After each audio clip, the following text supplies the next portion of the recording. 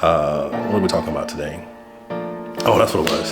So we're talking about transfer money from one account to another, and why you want to try and shy away from doing that, especially in the middle of the transaction. So just came back from an event. I'm going to change first, but I want to jump on here real quick, let you know what we're talking about, why we're talking about it, and then kind of go from there. Kind of get you all some information about that, protecting yourself from delays, denials, different stuff we're going to be looking at when it comes to transferring money in the middle of a transaction. Okay, so I'll catch you in a second.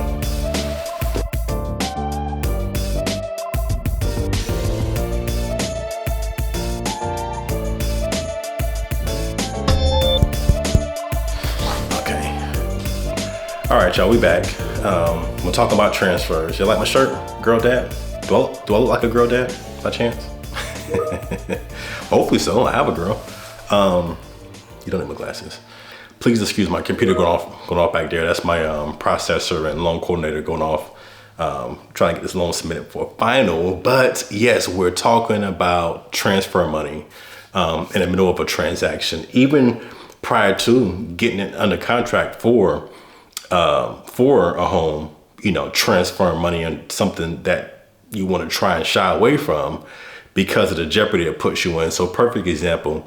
Well, let's step back for a second. Why are we even looking at stuff like transferring? Why are we looking at stuff like the deposits and stuff that go into your account?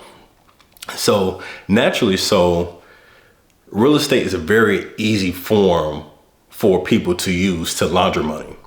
Someone can have a boatload of cash, millions of dollars, and basically obtain that illegally from whatever form, and then therefore go in, buy real estate, hold that property for 6 months, a year, sell it, recoup their funds, and now that money has been cleaned out and washed out for them. So regardless of whether you're purchasing cash or financing, real estate transactions is something that's monitored via the FBI for stuff like money laundering.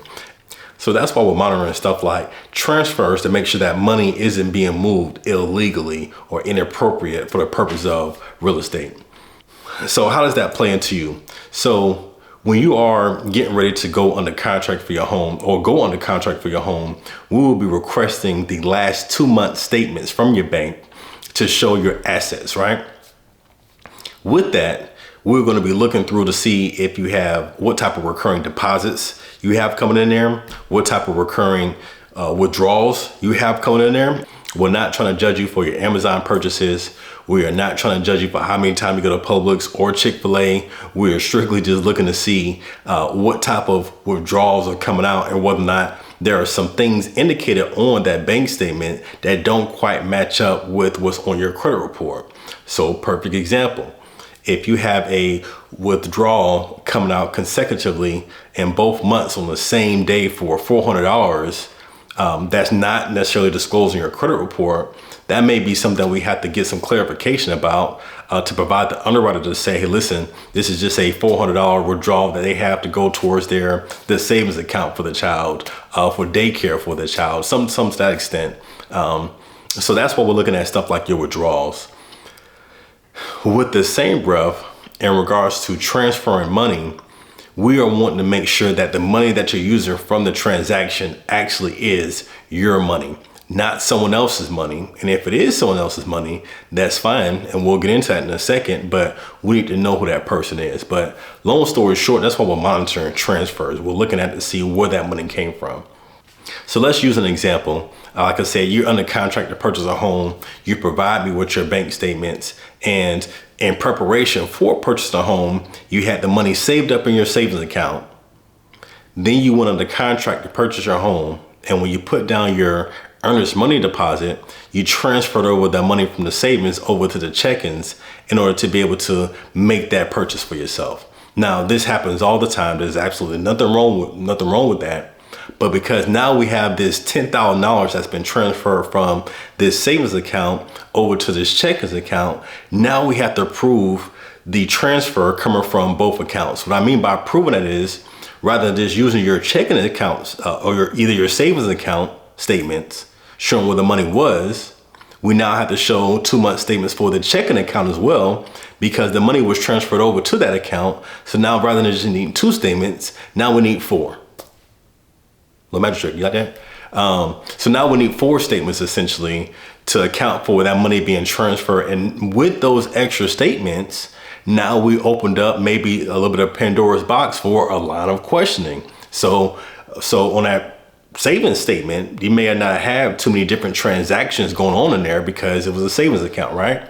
Now we introduce your checking account statements, and now you have some recurring withdrawals. Y'all know I can't talk. Now you have some recurring withdrawals coming out of that account that we have to account for.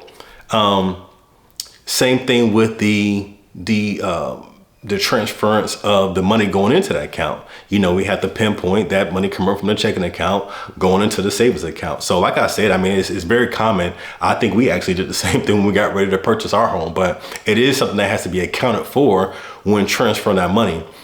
The reason why it is important and why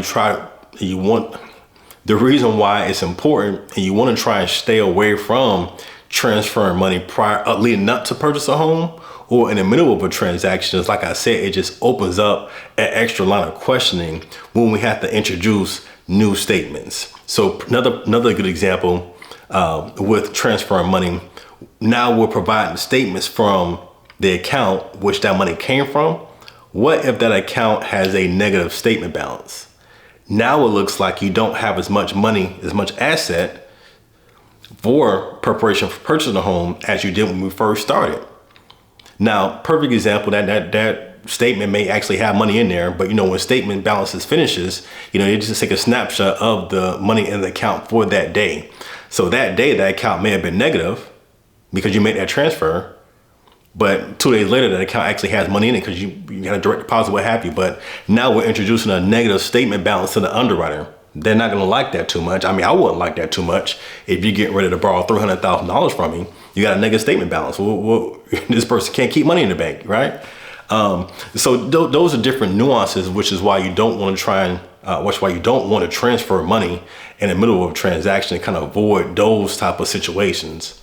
So I spoke a little bit about someone giving you money for purchasing a home, which is absolutely perfectly fine for someone to give you money as long as they are a authorized donor. What I mean by that is just anybody can't give you money. As crazy as that sounds, you know, you can't just get a gift from Jack and Jill from up the hill, around the corner, from around the way. You know, it's going to have to be somebody who is close knit to you, a family member, a very, very close friend, not just a friend you met a couple years ago, but a very, very close friend that we can tie you to show that they're, you know, almost like family. These are the individuals who are authorized donors to be able to give you money. And another thing about transferring money is when they are giving you gifts, if they transfer that money over to you, now they made themselves susceptible to having to show their bank statement as well. Now, there are different ways to avoid having to show their bank statement in terms of offering up a gift. But, you know, if, once again, talking about transfers, if they transfer that money to you, to your account, well, guess what? Now we have to look at their bank statement also to see that that money came directly from them. God forbid that transfer came from a business account. God forbid it came from an account with multiple people's name on it. Lord have mercy, I don't even want to get into that. But, you know, we will have to verify that statement from them where that money came from. Also, along with that, what if they had a transfer going to their account to transfer that money to you? So they transfer from a business account over to their personal account to transfer it to you. Now we just open up a string of transference of showing their account, showing the account that transfer came from to show that they didn't borrow the money just to give to you, right? So it's these little nuances that you want to try to avoid when transferring money. I think one of the best ways to avoid this is to have that conversation early with your loan officer when you're getting pre-qualified or pre-approved to give the frame up of, hey, listen, where is this money for the transaction coming from? Is it coming from you? Is it coming from a donor? That's perfectly fine. So that donor, just give them a heads up, you know, this is probably the best way to send that money to you to avoid having to show a statement. Are they okay showing a statement? Well, we can go about it a different way and we can show the statement. So perfectly fine there. So the best way to avoid running into these hiccups when it comes to transferring money and donor money, you want to make sure you have that conversation very early on in the process that acknowledge or outline where the money is coming from for the transaction, okay? So I do hope you found this information useful. You know where to find me right here on Let's Talk Mortgage, where you get all of your mortgage information needs for purchasing or refinancing a home. We look forward to seeing you all soon. Merry Christmas. Why would you salute for Merry Christmas? I don't know. I guess Jingle Bell? I don't know. I'll catch y'all later.